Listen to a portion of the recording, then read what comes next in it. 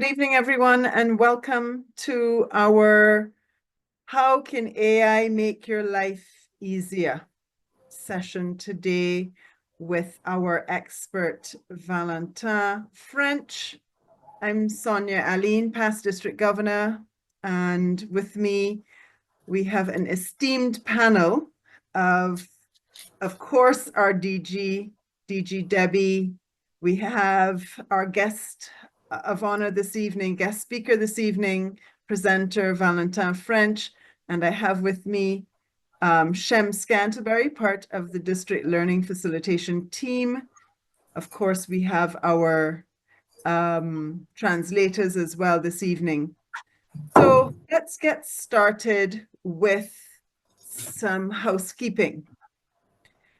On the bottom of your screen with a globe, of course, everyone knows that that is our interpretation tool. Please use the language that you are comfortable listening to the presentation in. We will also drop in the chat shortly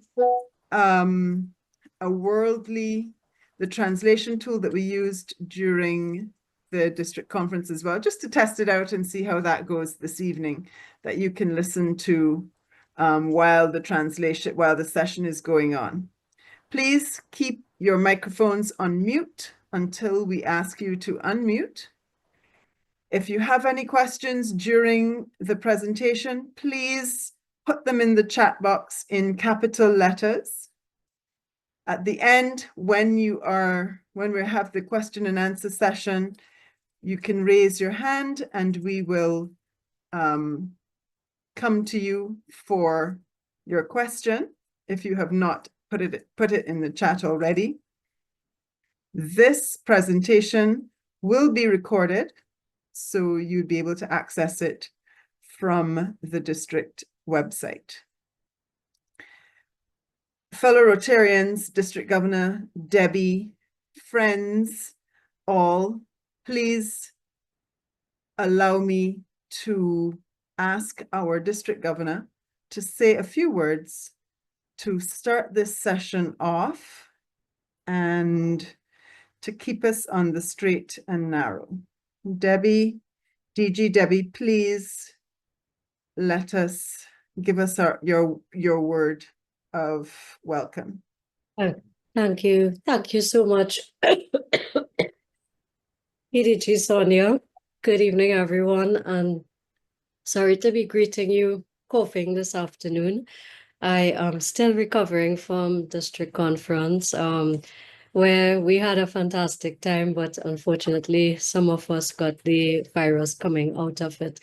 Notwithstanding that, it's not a session that I would have missed at all. I had the opportunity to work with Valentin for the district conference and preparing to use Wordly AI. He was a great support to us in the district. And of course, we learned a lot. For those of you who were there to see the system in operation, it worked really well as well.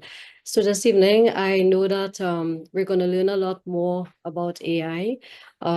I, for my part, on returning home from conference, and I say returning home, that is driving back to San Fernando, we had an article in the newspaper where a judge had actually referred a lawyer to the disciplinary committee for the use of artificial intelligence in an irresponsible way, cases that were not properly fact-checked. And I'm sure Valentin will touch on a lot of that this afternoon. So Valentin, thank you for agreeing to facilitate the session. It is wonderful to see all the faces on the call. And Sonia, thank you again for putting this together. I look forward to a very informative afternoon. Back over to you. Thank you so much, DG, and we wish you better. In the Caribbean, we say rum is the answer to all ills. So a teaspoon a day keeps you merry. So welcome everybody again, and I'm going to turn it over to Shem now to welcome Valentin so that we can get on with the task at hand. Thank you, PDG. For those who missed it, I am Shem Scanbury. I'm from the beautiful island of Barbados, and I've been tasked with introducing our speaker for this evening. That is the Guadeloupe-born entrepreneur who built his enterprise across 15 years in Canada before returning home to help write the Caribbean's next chapter. As founder of Caribbean Solutions.ai, the region's first boutique practice focused on practical, people-first AI, Valentin has trained hundreds of business owners, educators, and public sector leaders to leverage AI effectively. His career spans diverse industries. We're talking about high fashion, luxury retail, HR consulting, hypnotherapy education, and also software development. This unique background enables him to translate AI's potential across disciplines, from enhancing customer experience to revolutionizing talent strategy to improving personal well-being. Valentin has worked with recognizable brands across the luxury, automotive, hospitality, consulting, and education sectors, including Mercedes-Benz, Hertz, Rotary, and numerous regional leaders. His mission: inspiring individuals and organizations to achieve greater sovereignty through technology-powered learning and bold experimentation. Through conferences, workshops, and on-demand courses, he transforms buzzwords like machine learning and automation into actionable strategies for Caribbean SMEs. When not designing AI solutions or speaking on digital sovereignty, he mentors young entrepreneurs and volunteers to expand tech literacy throughout the Antilles. Audiences value his rare combination of visionary thinking, cultural understanding, and immediately applicable insights. Quality shaped by a journey from Guadeloupe to Canada's innovation hubs and back again. Ladies and gentlemen, I give to you a Valentin French.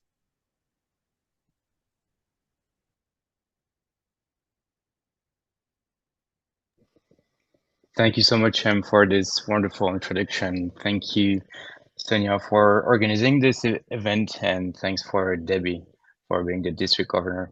I'm really thankful to be here in the energy and of Rotary. And so for the task at hand, today's topic is how AI can make our lives better. It's a great question because quite often when we think about AI, and some of you maybe have noticed that now the icon for AI is a little bit like the magic of Rotary, a couple of sparks.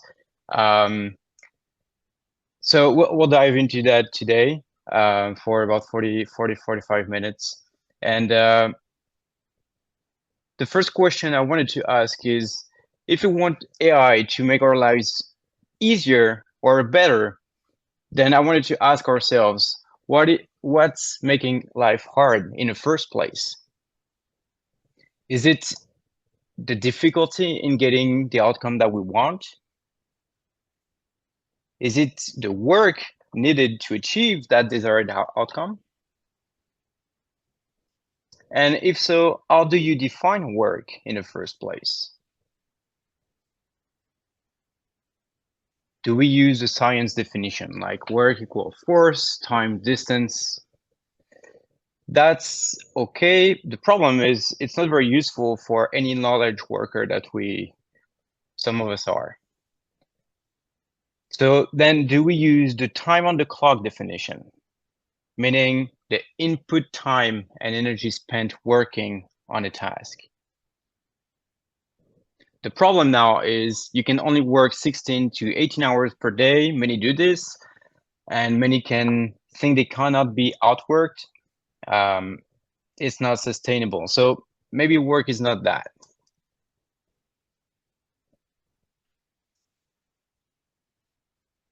Do we use the how hard definition, like the effort expended? Like the harder task is, the more work that we do? Is it? The problem is, in that scenario, do you want participation trophies? Is it how we want people to think about work? I mean, our kids, our teams, our club members. And so, yeah, people say also they try their hardest. So if it's not the science definition of simply force and distance, if it's not the time passed definition nor the effort definition, then what it is? And I mean, we better be clear on what impacts our lives if we want to make them better, right? So I think one of good definition of work is outputs.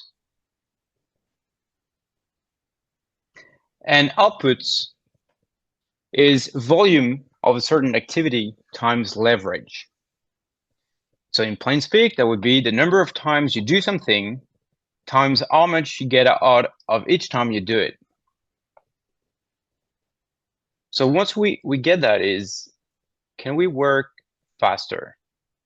Can we do more of that stuff, right? So that will be the work rate. And that is simply what we had before divided by time. In plain speak is the output per unit of time. How much am I outputting for every minute, every hour, every unit of time I'm measuring this against. And of course, output in the game of business is money, but it can also be number of members for a Rotary Club or amount of project led successfully. Output is defined by you. So let's do a little exercise. In that scenario, do you think the output will be high or low? Do I have to answer through the chat? You can simply answer what you think it is, and in that instance, it's low. You have no leverage. Okay, let's change the scenario. In that instance, would that be high or low? It is high. We have good leverage. In that instance, will it be high or low? It's higher. We have better leverage. So if you recall the equation, you had leverage, but there's also volume. So in that scenario, if I increase the volume of an action with a good leverage, I get the highest output. So now we understand if we want to impact our lives and our work, then we have two ways of doing it. We can do it with more activity, or we can do it with more leverage. In other words, we can do more stuff, or we can get more for it. So back to the question, how AI can make our lives better. Well, today I want to cover 5 things. The first one is, why are we even talking about AI in the first place? And how is that a good leverage? Then how can it be useful for you? Where can you use it in your life, or it's more specifically organization, Rotary Club, or business? How can you use it better than 90%? I know everyone here I've heard and probably tried, and many of you are using ChatGPT day to day. I'm going to show you how you can use it real well. And finally, if you're running an organization, either a Rotary Club or a business, how can you involve your team in that process? Shem introduced me so well, so let me just skip this slide. So let's play a game, all right? So you can open the chat now and be ready to type in just 1 or 2, the numbers, okay? And the first game is, which of the 2 images that I'm going to show you, you think is generated by AI, artificial intelligence? Ready? I'm going to show you the first one. Here's the first one. That looks incredibly delicious. I'm going to show you the second one now. Ooh, yummy. Okay, let's put them side by side. Cheeseburger, yeah, correct. All right, guys. So I'm reading from the chat one. If you guys wanna, the first one. Okay, the first one takes the lead now. Wow, definitely the first one. Crazy. I'm seeing some twos. Shem is saying both. All right, amazing. Well, some of you understood. Both are. What you're seeing on the green is what we call a prompt, and that basically the text that was fed to an AI to produce the results. But I tricked you, I'll admit, because both were. So let's change the game a little bit. I'm going to show you two clips. Those are shorts. But maybe you can find which one is reality and which one is AI generated.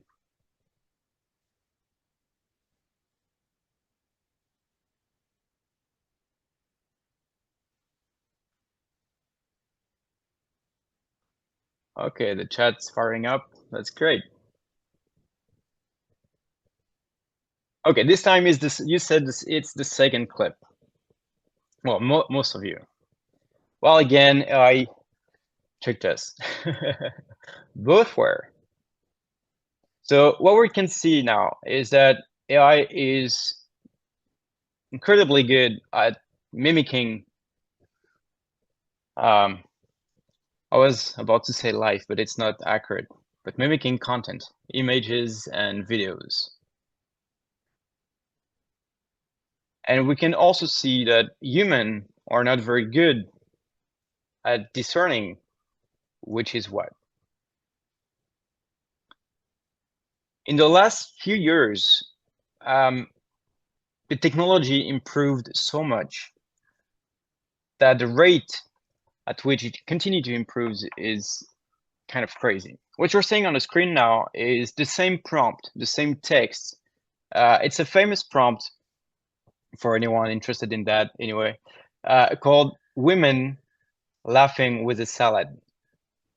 And you can see from some years ago, a few years ago, the first image on the top left corner was what the machine, what AI was able to output for that string of text. And of course, as you may have guessed, the image in the bottom right corner is the most recent model, most recent evolution of that same model, where we get much more emotions, details, lighting effects. So why are we talking about AI much more recently? Because the term AI was coined back in the 1950s, where we had the first AI boom, right?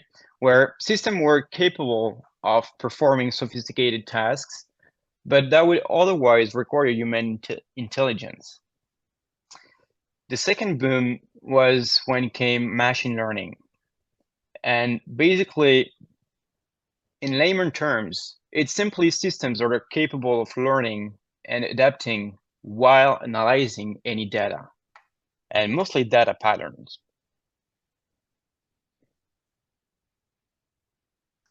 And then came in 2010 what we call the deep learning. Basically, what happened there is scientific discovered a way to mimic how human brain and neurons specifically were able to process data. And they coined the term neural networks. So a neural network is basically a computing system to which you feed a lot of amount of data, and it will automatically use machine learning to understand the meaning across that data. Maybe some of you heard the term deep neural networks. Basically, it's the same thing, but with much more data. And more lately, we've heard of generative AI.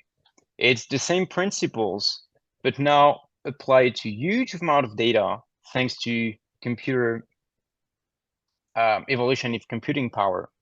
And this graph I'm showing on the screen right now, what I really want to state here is, can you notice the time frame needed before, like for the first AI boom to occur, then the second one? Basically, from the first one to the second one, we had 4 decades. When we go into the third one, it was only needed 1 decade, only 10 years to go from deep learning phase to generative AI.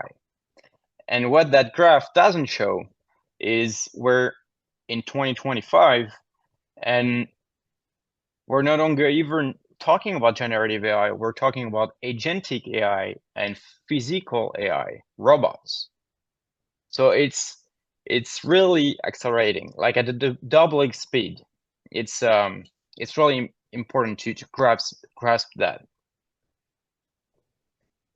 So yes, the current state of AI is a little bit chaotic, but it was the case with personal computers as well. Internet, smartphones. I mean, some people back in the day said the internet was a fad, right? So I think I'm predicting the same thing for generative AI, agentic AI, and so on. So what we need to understand is, for that to happen very fast in the last couple of years, is because for the last 10 years, we had huge increments in terms of technology. Moore's law is a law that predicts the rate at which computing power increases over a period of time. And it has been true for almost 100 years. And it simply says computing power doubles every 5 years. But it's no longer true. I mean, for the past 5 years, we've seen thousands times more graphic power.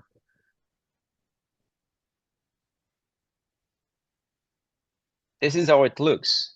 So the Moore's law of whatever led the computing industry and the computing power to this day is represented in red. And what you're seeing on top of it is actual chips that are produced today to achieve AI. At the same time, we're seeing the same rate of decrease, but for energy consumption for that same compute unit, if you will. And that happened for the last 10 years. So if you have 1,000 times more every 5 years, it means it's 1,000,000 times more improvement in graphics power for last 10 years. So what do you do with that much more firepower? Well, basically, that's what happened and birthed ChatGPT and the likes, large language models. It's because we were able to use AI to help build the infrastructure, the hardware to create those tools. So you're gonna say all of this just because of ChatGPT? Well, there's something I really want you to understand, and that's what I'm gonna share now. In 2017, something changed because AI is not ChatGPT. I mean, it's bigger than that. So if you were to learn something, only one thing, I wish you to remember this slide. So before 2017, every research field were separated, meaning any scientist any breakthrough from one field wouldn't transfer into other fields. But with a simple few hundred lines of code, people invented what they call transformers. And now basically it means that we have the software capability to learn about any information structure, either text, sound, images, physics, DNA, chemicals, you name it. Anything that has a structure, AI can learn it now. So let me show you what we can do. Some of you will recognize some of the examples. So through the transformer, as you can see on this slide, we can go from text to animation, text to protein, text to DNA, or the other way around. We can go from DNA to audio. I don't know how useful would that be. Create a song from my DNA. Anyway, so let's demonstrate text to speech. So I have an English version of this one. Artificial intelligence is a fascinating subject, and here we use text-to-speech. Text-to-speech, TTS, is a technology that converts written text into spoken speech. It's a very useful process in many areas, such as audiobooks, GPS navigation systems, reading aids for people with visual impairments or reading difficulties, and even virtual assistants like Siri, Alexa, or Google Assistant. Okay, I'm speaking now. Notice how different and non-robotic that voice sounds. It can be used to read books, to read learning materials, and whatnot. Let me play a small French example. And for the French-speaking people, notice how non-Canadian this voice will sound. L'intelligence artificielle est un sujet passionnant. Et ici, on utilise du TTS. Le text-to-speech, ou TTS, est un type de technologie qui convertit le texte écrit en voix parlée. C'est un processus très utile dans de nombreux domaines comme les livres audio, les systèmes de navigation GPS, les aides à la lecture pour les personnes ayant des difficultés de vision ou de lecture, et même... All right, so it's crazy how we can even hear the voice breathe in a way.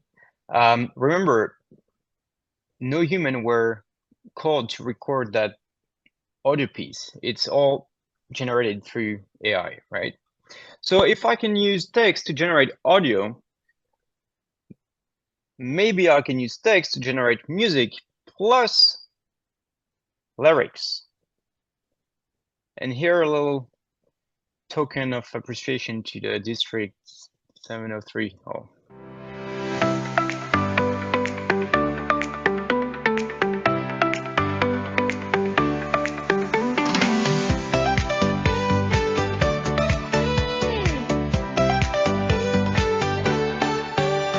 Sunrise paints our islands gold, from Aruba breeze to Dominica's fold. Voices blend like oceans meet, neighbors, friends, and leaders move into one beat. 17 flags, but one family. 703 beats in unity. English, Francais, Papiamentu, one purpose shining through. We are the magic of Rotary, lighting island skies tonight. District 703, oh, service in motion, hearts on fire, wheels of light. With our hands we heal, with our dreams we build. Service above self, our pledge fulfilled. There you go. I see you guys rocking your head. That was cool.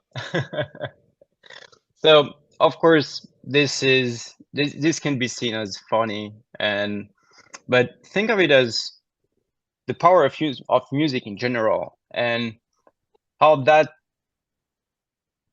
can take you if you don't know how to produce music, and now you can. So music, image, video, all of that are dissociated from the medium of music. It all comes down to just text, a prompt. So in many ways, this is very much empowering. So if we use text to generate audio, maybe we can use audio to generate text and back. And that's what we did. That's the kind of technology that is used right now to translate through AI, what we call AI interpreter. And that was used during the last conference. Okay, let's move forward. So of course we can generate images as well.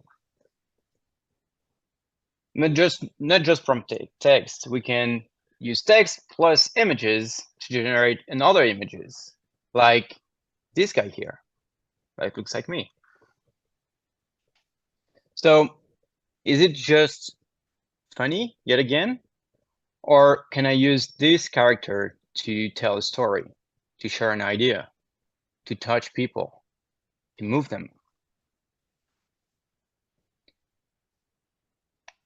I can also use text to generate full videos. So let me play this one real quick. Hey everyone! Welcome back to my vlog, Alex's Reading Room. Today we will quickly review a book that I've read in the past weeks. Hope you will enjoy it. So, I was reading The Maid by Nita Prose. It is an interesting mystery about a hotel maid caught up in a murder case. I enjoyed the story, though the pacing sometimes felt a bit off. But there are plenty of twists to keep readers guessing. Time for my favorite quote. People are a mystery that can never be solved, only known and loved. What do you think? Share your thoughts in the comments. It was so lovely to see you all here today.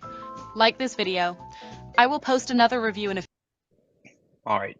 So just to better understand, the video is shot, but the girl is not talking. It is just the lips sort of being regenerated to read the text. That's a good step, and we can go further into using that video to generate other video. So basically, yet again, leverage. We do the work once and we can multiply it. Hey everyone!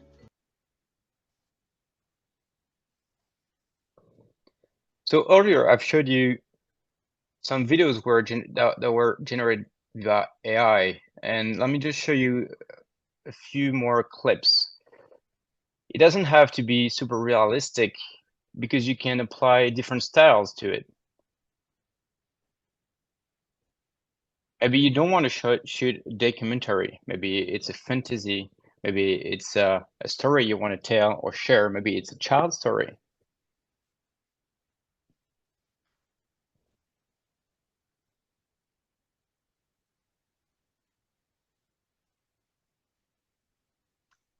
Now you can combine all of those things, and you can use text plus image. So the first two images were basically a model. And one could argue that you can even use AI to generate the first image. Anyway, so use a model plus a simple photo of a pair of jeans, and use AI to apply that onto the photo. And then use another model to go from a still picture to a moving person showcasing that pair of jeans. We can see how in e-commerce or high fashion this can be used, right? Because we have transformers and data can be transferred from one structure to another one, we can also simply use video shot with your iPhone or any camera and turn that into a 3D model of whatever you shot on your phone. This is huge because it makes scanning way cheaper. I've met someone in Montreal that was actually working for Michelin Construction. The company was making big tires for trucks, and workers were just scanning, taking a video from their phone, sent back to the company, and thanks to a model like this, tires were analyzed and tear and wear were immediately highlighted. In another way, you can use MRI scans, because this is a kind of data that is structured to generate 3D models, right? A cool experiment, well, cool. An interesting one is basically they used MRI scans of people looking at images. They trained a model, an AI model on top of that, and then they hide the images. And they have the AI try to guess what the human is looking at. So on the left side, what you're seeing is what the human is looking at. And on the right side is what the AI think the human is looking at. And they did the same thing for a video. So I wasn't able to showcase a video here, but you have 3 stills, 3 images that basically describe the action in steps. And it was the same thing, and the AI then was able to describe the video. Let me show you another case, just so you really understand that any type of data can be used and manipulated to create something else. Basically, they used a tool to track Wi-Fi frequencies, like a router. And on the other hand, they use a camera to film an office space. So you can see in the middle that the AI, well, the computer is seeing humans through his camera and is receiving Wi-Fi through router. And the game here is, what if we could train an AI that can see only through Wi-Fi? And we use the camera only to verify the work. And it worked.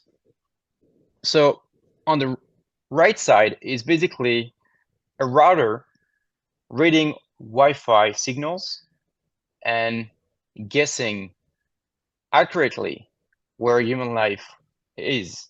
And so that stuff works across walls, even in dark environments. And so, of course, the military is very interested in that. But that's a way of what AI and transformers are giving us, basically. And the last example is we can use amino acid chains to now predict, in a way, and modelize in 3D a protein. That used to take scientists 10 years to do one protein. Now it takes a couple of amino acids and a well-trained model. So that's there it is, definitely the new computing era, where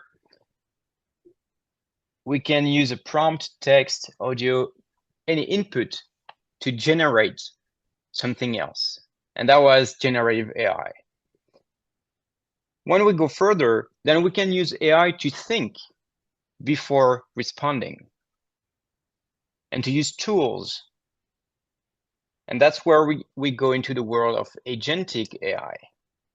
And just a snippet of what that can look like is this. It's a tool you can use to just say, using text, hey, I want to build a dashboard for a tool or a website or an application. And from the text, an AI will think through the process of app development, generate code, computing code, executable code, and build you a working app. So it's still a work in progress, but you can see on the right side of the screen now a dashboard built by someone from Guadeloupe for helping monitoring agricultures using that app. So again, leverage is huge here, because even for neophyte, knowing almost nothing in app development, now the bar is lower to entry. So we can safely say we now have the power to transform data at a never seen before pace, right? Okay, so remember the concept of leverage. So I encourage you to think all about the intelligence, the data that you and your organization holds now. Things that are proprietary, your expertise, your experience, or even blends of experiences, things that are hard to copy. So how can it be useful? Because from what you've seen, it can be used in many different areas. So I want to show you 3 different levers. First, you can think of AI in a new speed bringer. AI brings new speed. Speed in transcription, interpretation, translation, preparing a meeting, text summarization, etc. Even tools to generate slides, presentations exist now. This is gamma.app. So yeah, you can gain much more speed with AI.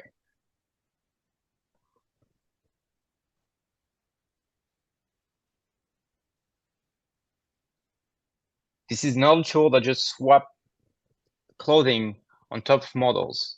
In that case, you have different models, same picture, and e-com websites don't have to pay for photo shoots anymore. So you can think of a smaller company that don't have the budget or the skills that can go online and showcase their product much more easily. This flow is much more complex, but it is automation. Basically, it's combining multiple agents.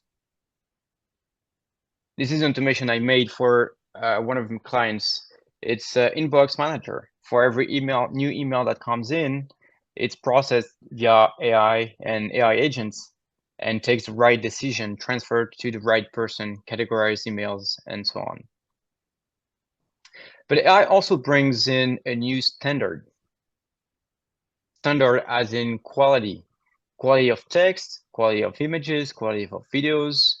We've seen it. Some brands are using it to brainstorm, ideate, create.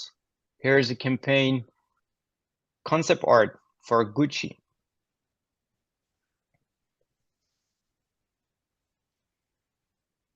You have now tools to generate content that learns everything that you've posted on LinkedIn before, for instance, and try to mimic that to help you go faster in a more coherent way. So this is not just images, video, and writing, but think talking, understanding, even for non-English speakers, even for a neophyte in any discipline. And I also bring a new scale to things. Think of it this way. If we go from printing press to film and television to mobile to internet, then mobile, each time we have new speeds, new standards. It allows us to achieve a level of reach and scale never before achieved.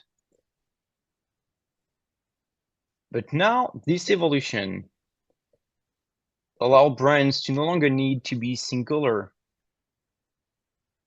A brand can and probably should have a single consistent voice, but through this, it can also speak to individuals separately. And specifically, it's hyper-personalization.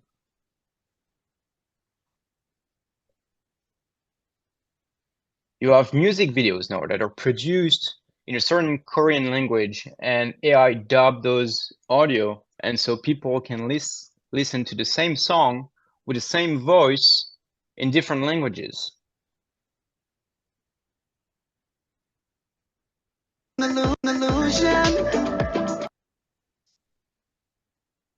Here you have, during the UEFA Champions League final, Adidas that created a fan experience where they took Del Piero, created a persona with AI, and that way everyone on WhatsApp received Del Piero personalized messages. So think of a personality, influencer, podcaster, artist, whatnot, that send you through WhatsApp a personalized message talking to you by your name at scale. There were millions of messages sent per second. So the AI definitely brings scale as well. Okay, Valentine, but so it can be applied to everything, almost everything, any structured data. It can bring speed, scale, quality, but where should I prioritize it in my organization? Well, Every business always has 3 pillars, no matter the size. One man, woman show, 50,000 workers, same 3 pillars. Can you guess what are they? Those 3. Every business, even for a Rotary club, need to acquire your members. So you have marketing and sales that falls under the client acquisition. Then you have to deliver what product or service you promised in the first place, right? You have client success, client support, logistics, everything that falls under delivering the promise. And then you have operation, all the supportive function of any organization, finance, HR, legal, IT, and whatnot. So there you have it. You have 3 main pillars to which you can apply different levers: new speed, new standard, new scale. So now you can start thinking, looking at your organization, where do I need more speed? Where do I need a better standard of quality? And where can I scale faster further? This framework is huge and simplifies a lot. Okay, so now you probably, if you take the time, you can list a few areas of improvement where you can definitely benefit and you can improve your life and your organization life through one of those pillars. So let's see how you can use it better than 90% of other people. So of course, the common thread through this presentation, when it comes to using AI, there is kind of a guide, a prompt. The prompt is the input when it comes to using AI tools. And it looks like this. So when you use ChatGPT or other tools of the likes, you can ask simple questions, and those are used to generate funny WhatsApp messages or speeches or whatnot. But the prompt can also be slightly more complex, or even on areas that you're not familiar with, like code commenting. I know nothing about Python, but I can ask ChatGPT, for instance, to comment and explain or modify this Python code. Okay, Valentine, but can we have more leverage in the prompt? Well, the answer is yes, and that's secret sauce. Because you got to understand, every time you chat with ChatGPT, ChatGPT also has a prompt behind the scenes, different from the one you're typing in the chatbot. That prompt is called the system prompt. And by default, the system prompt for ChatGPT is simply, you are a helpful assistant. It's like a highly motivated, albeit somewhat dumb, intern who knows a lot. Somewhat useful. So the magic comment is act as, play the role of. You can actually modify the system role of an LLM, a ChatGPT tool. You can make it into language learning partner, for instance. Let's say you can make it bylaw interpreter, newsletter generator, even press release writer, district blogged editor. You can even turn it into a tool like a CSV generator or a new member onboarding guide, right? You can really turn it into something, craft it into something that you like.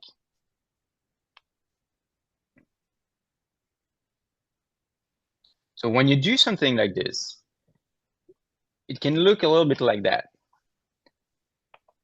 You have English and French example of system prompts.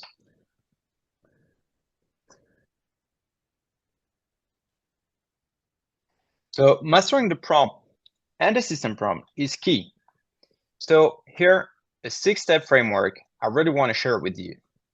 You can that's where you can take pen and paper. This is super useful. So the first step of the framework is the problem. You really need to understand what you're trying to achieve before prompting ChatGPT or any tools. Because AI feels like magic, or at least it's marketed to be like a one-click solution, we tend to forget that. You really need to think of the problem before going into that. Then the expert. It's in two parts. What I like, and that's a quick tip. What I like to do is asking myself if I had access to anyone in the world, alive or dead, who would I call to solve that problem or to answer my question? That's a question I like to use to think of the expertise I need to solve that problem and to formulate, to word it in a meaningful sense.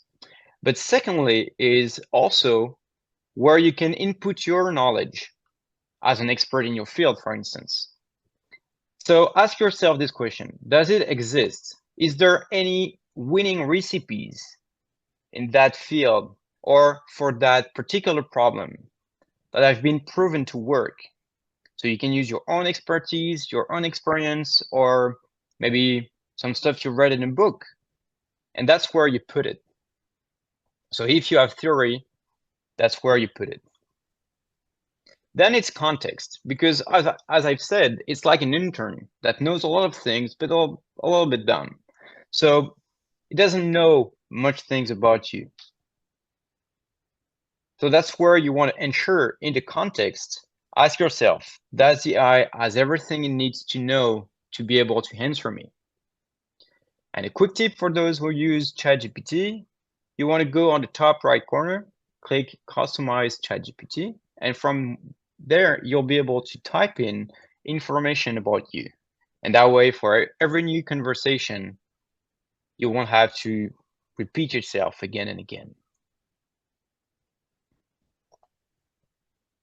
Okay, we're almost there.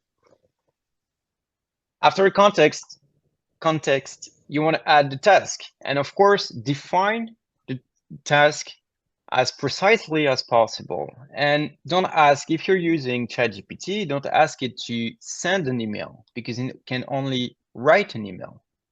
That's an example. So use words and task descriptors that are aligned with the capability of the tool that you're using. It's kind of obvious, but sometimes we forgot.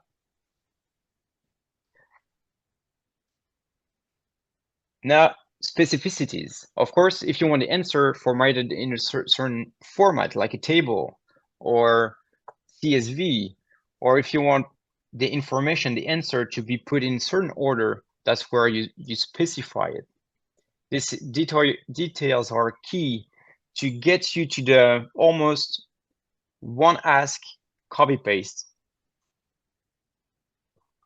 And then, of course, iterate, because as many of you knows already, you won't get it right the first time. So it's okay to iterate, to refine the prompt, to refine what you're looking for. But a quick tip is, if you've been refining for more than 20 minutes, go back to step one and ask yourself what you were trying to achieve in the first place. It's easy to lose a lot of time trying to be more efficient. So there you have it.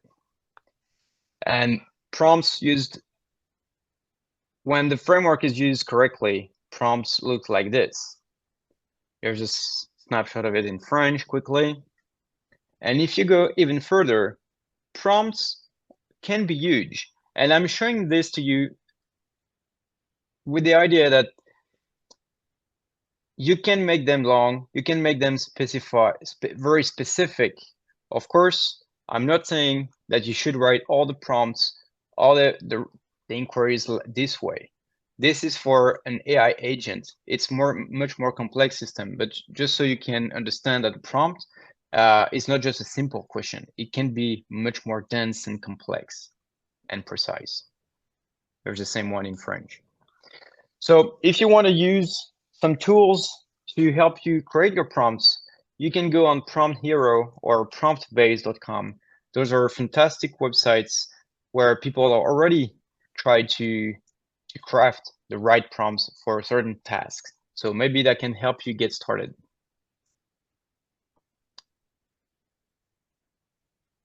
And here you can use a pre-made chatbot I've made to discover your ICP. That's extremely useful for any organization, even Rotary Club, to better understand the specifics of anyone we're targeting marketing-wise. So you can take a screenshot, scan the QR code, and it's public. You'll be able to use and see how complex and useful the system can be simply into ChatGPT. One other quick tip is the 10-80-10 rule. Basically, the 10% initial person represents human excellency. That's where you use your creativity to ask the right question. Because you see, generating answers and content and data, it's so much easier now. So then the answer has less value. I would argue that the questions have much more value now. So you can be the chef and take some time to craft the best prompt first. Let AI do the 80% of the work, and then be the chef that seasons the dish before delivering it. Okay, so there you have it. That's where you want to use those prompts into the 3 pillars with the 3 levers. That's ×9. And the last framework for the road is how to help your team in your organization embark on that AI journey, right? So as of today, 75% of people are already using AI at work, and almost half of that started less than 6 months ago. So I would say novelty precedes utility. So I would advise for a playful introduction to AI. Let people play with it. Be careful because risks of sharing private data is real. For instance, Samsung banned staff AI use after spotting ChatGPT data leaks. So, but there are solutions around that. Then the second phase will be pilot. Find a pilot project where you can try things, try hypotheses, and encourage your team to get behind that project. So a project pilot will be basically spotting one of the 3 pillars, into one of the 3 pillars, one key activities, and you let people try applying AI on that. So new processes, new stuff like that. Of course, you want to protect those involved into the pilot project because they're trying different things. They're experimenting. The goal there is not to produce huge amount of value. So you don't want to, well, you want to take that into account when measuring engagement and performance.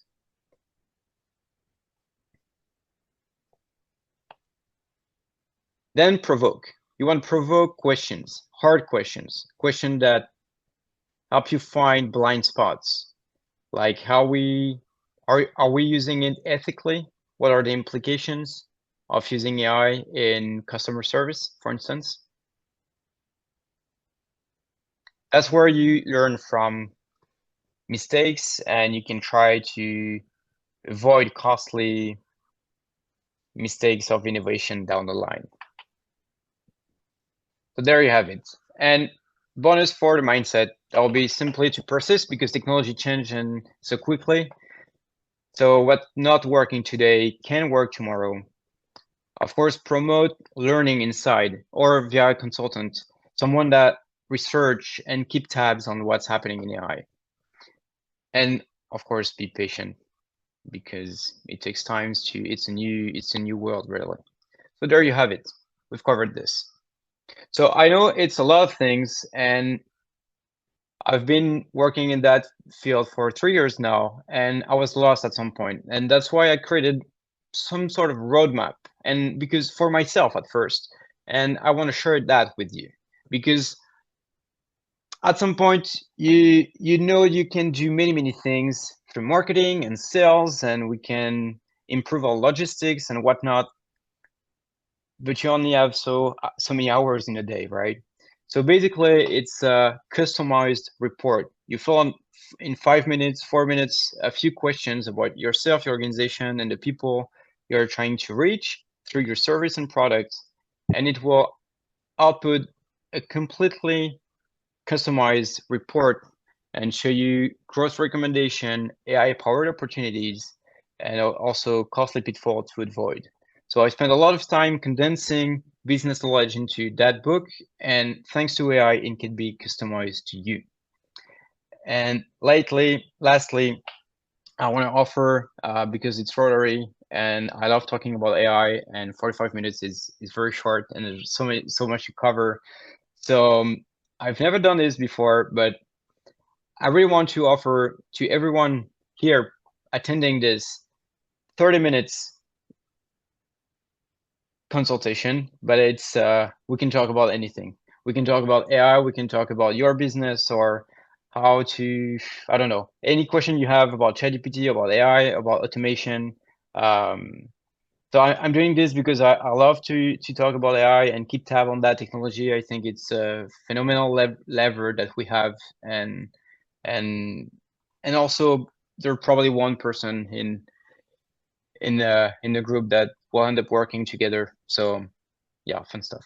Thank you very much for your attention, and I think it's question time now. Oh, wow. Thank you, Valentin. My goodness.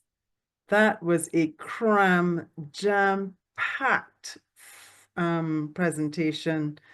A lot of information. And I can see why you said to me, Sonia, you expect me to talk about all of this in that short space of time? Girl, you're crazy. So it's question time, folks. I know it's a lot to take in. As I alluded to before, we are recording, so these sessions will be available. This session will be available on the district website. Valentine, can you stop sharing so that I could see if there are any questions, if anyone has their hands raised? Of course. Let me stop the sharing. I would ask that you share your contact information maybe in the chat so that people are able to reach you after tonight. They may be shy, they may not want to ask questions tonight, but do we have any questions for Valentin? I know it's a lot of information. AI is quite exciting. Okay, Raphael has asked, how can you make time to become excellent at using AI? Well, fantastic question. So the first thing that comes to mind is don't expect to be excellent at AI, because it's no one really is. Even expert in the field. It's a field that's evolving by the hour almost. So it's impossible, even by making a full-time activity, to become excellent. But more practically, I would say subscribe to a few newsletters, watch a couple of videos on YouTube every week, and find training online from reputable sources. The cool thing is there's a lot, thanks to internet and the ease of content production now, there's a lot of free stuff online. So that would be yeah, first, don't expect to be excellent, be compassionate on yourself. I've been there, and I mean, during the presentation, I received 5 notifications from news outlet and specific newsletters, and I'm already behind on what's happening in the field right now. So yeah, that would be the answer. Okay, so just following on from that, how do we ensure that we respect the intellectual property of others? Interesting. So I'm hearing when using images or videos. Definitely a tricky topic. First, because the data used to train the AI, there's a huge gray zone here. We know some companies downloaded books, for instance, illegally to train their AI on, ChatGPT included. It's not official, but it's highly suspected. And and the same thing when it comes to images, like using all videos from YouTube to extract images and videos to train video model or images model. So first thing first, those companies need to ask themselves that question. Then when it comes down to using the AI yourself, is legally today, everything that's generated through AI, there's no IP on it. Unless if you use Meta AI, and I know in the fine prints, they own all the content that their AI produces. Yeah, so ethically, the question I would say is out of the user's end, and back at the companies making the AI. Thank you. Thanks for that question. Thanks for that question, Tanya. Erskine says, you did not discuss the dangers. Yes, thank you for this question, because there are some dangers. And of course, in 45 minutes, I had to pick what I thought were the most useful and practical for you guys. So the dangers, okay, practically that would be you have to keep in mind, let's use the example of ChatGPT. You have to keep in mind, every time you send information to ChatGPT, it goes through a company server that promises to not use it to do any harms, but we know history, and we know we can really believe them. Any company, I mean. So just be mindful and use common sense in knowing what you share. It's even worse than sharing, like you wouldn't share social security number on Facebook. If you're not going to do so, then don't share it on ChatGPT, for instance. That's one thing. Then in an organization, of course, the same principle applies for if you're about to use customer data. Is it anonymized? Is it sensitive? How sensitive that is? I know for the district, some district members, you have the UI AI Act that classifies certain type of use. They classify the risk in different use of AI, and that can help. Another part of the answer would be to, if you want to protect yourself completely and protect your data completely, then you can rent your own server and no longer use ChatGPT, but you can use open source models. Open source models are quite performant now.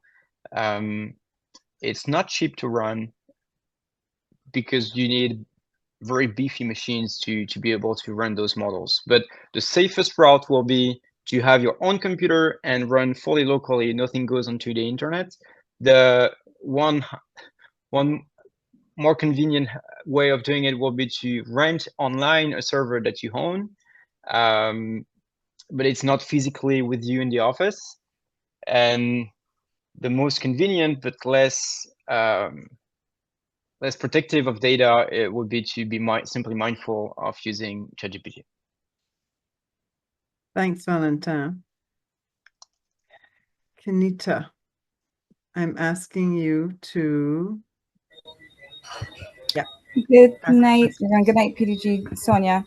My question is more around, well, you started to answer it around IP. Let's say, for example, I have an 8-year-old who loves to write stories, and now she's really interested in illustrating her stories. So she goes to chat and goes, "Can you create me a purple monster with pink polka dots and stripes?" And then she refines it until it looks like the thing that she thought she had in her head. And it's really amazing to watch. And I mean, she's 8. My question becomes, if she wanted to publish her work or develop a creation, like, who owns that? Because it's her thoughts and her stories and her creative endeavor, but it's being Okay, AI so generated. as of today, if she's using ChatGPT, that would be her. If she's using Midjourney, another very powerful image generator, that will be her. I know by fact that Meta Gemini. is She also different. uses Gemini. That I don't know for a fact. It's tricky. I mean, the legislation and lawmakers, it's a funny thing because we're in the process of creating the technology, at the same time understanding its implication, at the same time understanding how to use it, and at the same time society is I mean, ChatGPT, it took only 2 months to get 100 million monthly active users. It's never seen before. So it's like we've built a car. No one knows how to drive that car. We put it on the street. Everyone drives the car. Even the car drivers, like the teachers, are learning how to drive the cars at the same time as everyone else. You know. Yeah. So short answer will be ChatGPT. She's safe. As of today, I would read the privacy policy and all of that.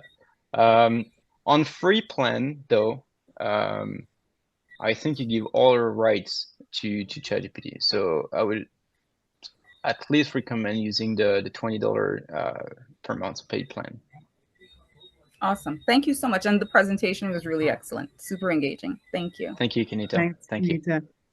Sani says, thank you so much for this wonderful presentation. My question is, why is it that ChatGPT generates wrong references? Very good question. Thank you for this question. So the issue that most of us, when we're thinking of ChatGPT, is compared to Google. And so we're using ChatGPT to get answers a little bit like we're used to use Google to get answers. So the difference is Google is a search engine and they actually search through huge amounts of data, whereas ChatGPT doesn't search anything. Let me explain. We've used the whole internet to train the model.